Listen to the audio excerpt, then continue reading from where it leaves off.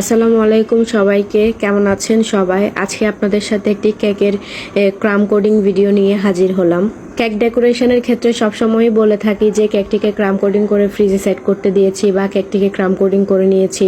আচ্ছা, ক্রাম কোডিং কেন করা প্রয়োজন বা একটা কেকের ক্ষেত্রে ক্রাম কোডিং করা কেন এতটা গুরুত্বপূর্ণ, আজকে আপনাদের সাথে সেই বিষয়টি শেয়ার করব। কেক বানানোর ক্ষেত্রে খুবই যত্ন সহকারে আমাদেরকে প্রত্যেকটা বিষয় বা প্রত্যেকটা ধাপ আমাদের অনুসরণ করতে হয়।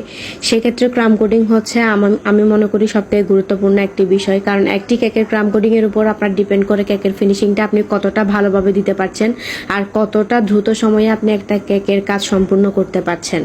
একটি কেককে যখন আপনি ভালোভাবে ক্রাম কোডিং করে ফ্রিজে সেট হতে দিবেন, আপনি তখনই দেখতে পারবেন আপনার ফিনিশিংটা খুব দ্রুত আসছে।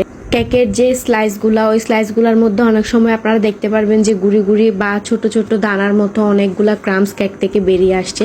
এটা আপনার কেকটা যত বেশি স্পঞ্জি হবে, যত বেশি কেকটা ভালোভাবে ফুলবে, তত বেশি আপনার ক্রামস বের হবে। তো ওই ক্রামসটাকে যতক্ষণ না আপনি আটকাতে পারছেন ততক্ষণ আপনি দেখতে পারবেন যে যখনই আপনি ফিনিশিং দিতে যাচ্ছেন তখন আপনার ওই ক্রামসগুলো একটু একটু করে বেরিয়ে আসছে। এক্ষেত্রে আপনার ফিনিশিংয়ে অনেক বেশি সময় নষ্ট হবে। ওই ক্রামসটা আপনি একমাত্র ক্রাম কোডিং এর মাধ্যমেই ভালোভাবে আপনি ভ্যানিশ করতে পারবেন আর কি। ভ্যানিশ করা বলতে আপনি জাস্ট ক্রিম দিয়ে এটাকে কোট করে ফ্রিজে যখন সেট হতে দিবেন, ওটা ফ্রিজের টেম্পারেচারের সাহায্যে ভালোভাবে সেট হয়ে যাবে। পরবর্তীতে যখন আপনি দেখতে পারবেন যে ফিনিশিং করতে যাচ্ছেন, ফাইনাল ফিনিশিংটা করতে যাচ্ছেন, তখন আর আপনার ক্রামসটা বেরিয়ে আসবে না। সেক্ষেত্রে আপনার ফিনিশিংও খুব বেশি সময় নষ্ট হবে না।